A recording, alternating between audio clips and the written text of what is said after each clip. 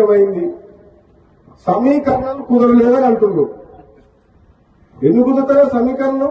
మనసుంటే మార్గం ఉంటుంది. ఎవరు కుదరలేదు రాకుండా ఎందుకు కుదురుతారో సమీకరణలు?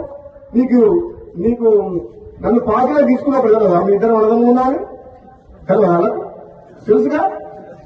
మన పార్లమెంట్ ఎన్నికలప్పుడు రెండోసారి ప్రామిస్ చేసి మాటిచ్చినప్పుడు కదా మీ ఇద్దరు అర్థం అంటే అది ఎట్లుందంటే ఒడ్డు దాటినాక ఓడమల్ల కొడుదానంగా గోడమల్ల అన్నట్టుంది.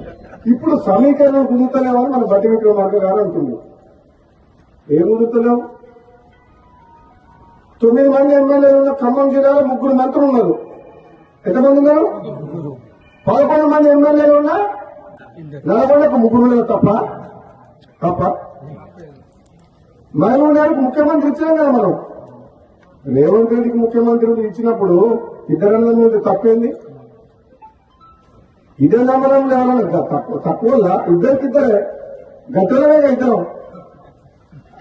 నేనేమంటున్నా, పదవి ఎవరికి ఎప్పుడు ఇవ్వాలని కాంగ్రెస్ పార్టీ అధిష్టానం నిర్ణయం తీసుకుంటుంది. ఆలస్యమైనా సరే నేను ఓపిక పడుతున్నా.